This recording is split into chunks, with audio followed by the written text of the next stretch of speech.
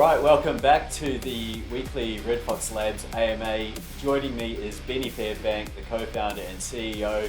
Today we're hearing some of Ben's thoughts on some market trends and latest news with RedFOX Labs, of course. And stick around to the end, we have some details on a giveaway. Good to see you again, Ben. How have you been keeping? Yeah, very well, thank you. And you? Yeah, doing great here. It's monsoon season where you are, isn't it? Yeah, it's rains pretty much every day, but it's lovely. It's good to sit in the office and just watch the rain come down. Okay, and to the market. So following the 50+% correction, we're still waiting to see how the market will play out. On the charts, it looks like Bitcoin's bouncing around and waiting to break out dramatically any day now. And Glassnode tweeted on Monday, the Bitcoin market is a battleground between the bulls and the bears, and the market currently has three supply trends in play. There's short-term holders who are distributing, long-term holders who are hodling and accumulating, and miners are accumulating also. So what are alts doing though? Yeah, I mean, realistically, if you look back to the last cycle back in 2017, heading into 2018, you saw 40% pullbacks, 25, 20, relatively regularly on the way up. This was a much bigger one than we've seen in the past. So I think a lot of people are waiting for the validation that we're still trending in the right direction or whether we keep going down. I think the one thing that we have seen which symbolises a stage of the market is that the newer tokens that have just launched, a lot of those have dried up completely on volume. A lot of these ones did very, very well in IEOs or IDOs and had a huge amount of attention, massive followers, and they're doing almost nothing in volume at the moment. So that's dried up. So it's obvious that money's moving into Bitcoin and Ethereum, and it's not a lot of accumulation on newer tokens. We did see that during the last cycle as well, and now we're starting to see some people sort of build positions in tokens that they think that the Bitcoin money will flow into if it does keep going on the uptrend, obviously. What do people normally do? Where do they go to make big gains when the market's like this? Because we didn't have DeFi like farming and staking like we do now, in comparison to previous cycles. So do you think there could be an increase in farming and staking over the past couple of weeks and while we're seeing this sort of market? Absolutely. If you've got something that's paying relatively decent returns and the token or the project's actually a solid project, then to have a passive income during this type of a market is extremely important. I think that what happens is people realize that 6 weeks ago they had X position and now their positions dropped dramatically. And what the unfortunate thing is, and we saw this last time and we've seen it every time, people start to chase their losses and they start using margin trading. And when they start doing that, they get themselves into terrible positions. And we heard lots of terrible stories in the last runs and cycles and rallies, and happens year after year. So my advice would be stay the hell away from margin trading. Don't try and pick bottoms, and don't try and do anything unless you've got confirmations, and don't margin trade full stop. It's just too volatile. It's too easy to manipulate these markets. So yeah, anywhere you can get a passive income is obviously going to be the direction that most wise people will head for sure. Yeah, absolutely. It just makes sense to have your money working for you. So, all right. And can you share the most interesting trend that you've noticed over the past week? I think it's probably not what people want to hear, but the most interesting trend I've noticed is that some of these projects, especially on the BSC side, I did notice that a lot of these projects that were touted, backed by huge VCs and all the rest of it, have completely dried up in volume. And I mean completely dried up. Some of them have $5,000, $20,000, $30,000 of volume. And that's a far cry from what it was a few weeks ago. But we are seeing wallet holders increase on some of these projects. So so it's a very, very interesting situation. I think a lot of people aren't going to sell if they're underwater, especially on the new tokens, and they're stuck until the market appreciates. But it just goes to show you that we did say that with all these meme coins that it was about time the market starts to sit down and look at value and look what's actually worthwhile and what's got a future. And I think we're actually starting to get people start to separate the wheat from the chaff at the minute.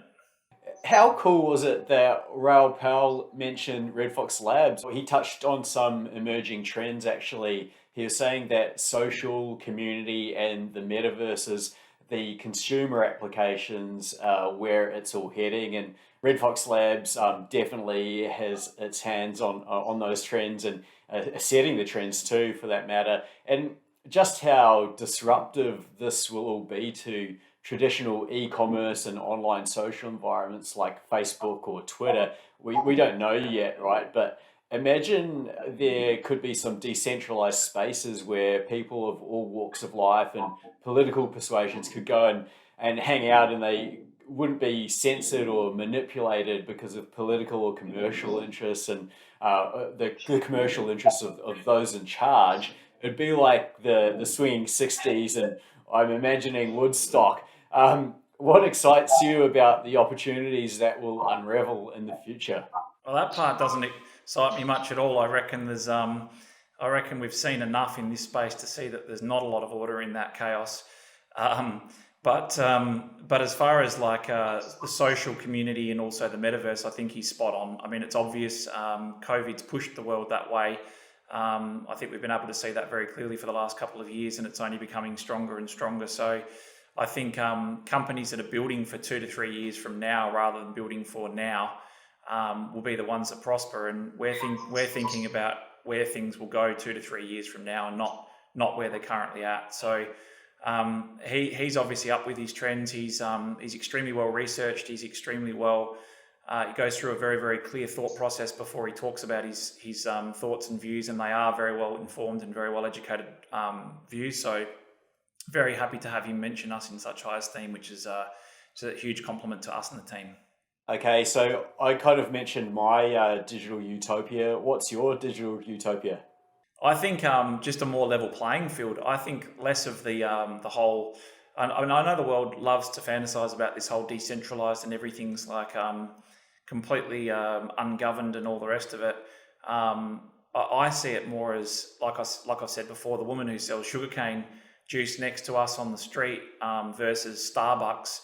I like to think that there's a more level playing field, and to think that the bricks and mortar game is now out of the equation. And if we can provide a digital platform that's fair and people are based on quality and what they have to offer, I think if we can bring a lot of people into the digital economy that hadn't considered it before, and we can bring people online and we can bring people into these digital marketplaces, then I think we've done some level of good and we've left a positive footprint. So for me, the digital utopia is making sure that people have those fair marketplaces and those fair places to trade, exchange, and those peer-to-peer type of economies and environments. And I think that we're getting closer and closer to that. It's just a matter of education. It's not an easy process, but if we can put an element of play to earn in there, I think we get people's understanding a lot quicker because they pay attention to that.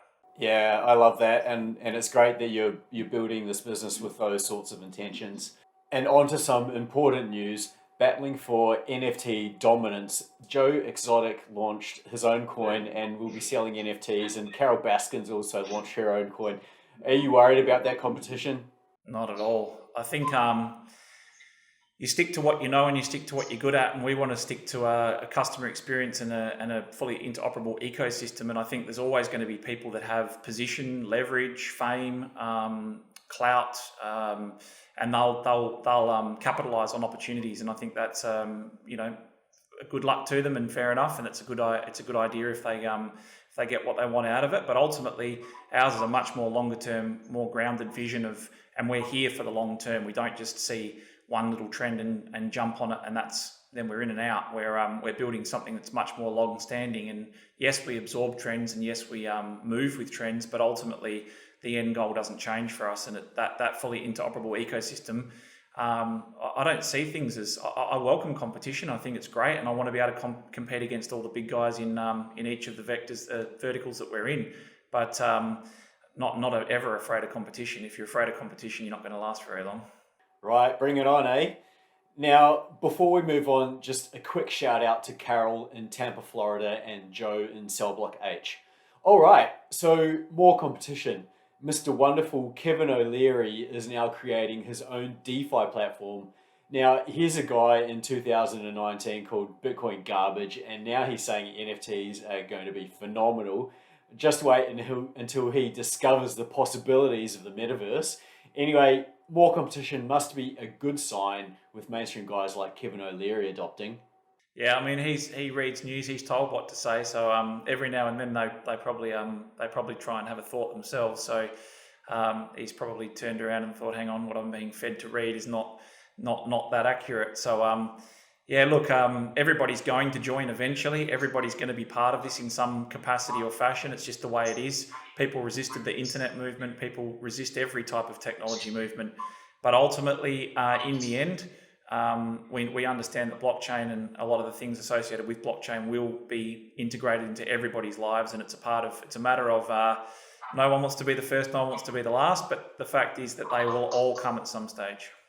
And now for RFOX Games, it's about to launch the KOGs 3rd edition, and we'll be showing the demo next week, but for now we have 5 RFOX Games merchandise vouchers to give away.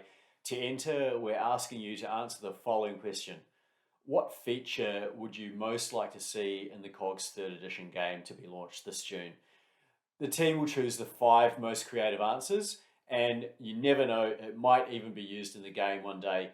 The winners will be announced next week at the AMA. We'll post the official link on Twitter to leave your entry. Okay, and so just before we wrap it up, Benny, do you have any last updates for the week that you want to share? Yeah, we've got lots coming out. We've already announced Laydon, who is our new CFO. He's ex-Hoiby, and more recently he was the CFO of NEM. So we are now trying and getting some very, very high caliber candidates come in, and we're building that all-star team out. And this is something that shows that we've got that ongoing commitment and faith, and we've got some more to welcome. And this will only underpin some of the partners we welcome aboard very shortly. All right, so that's it for now, guys. So have a great week, everyone. Have a great week, Benny. See you later. Thanks, mate. See ya.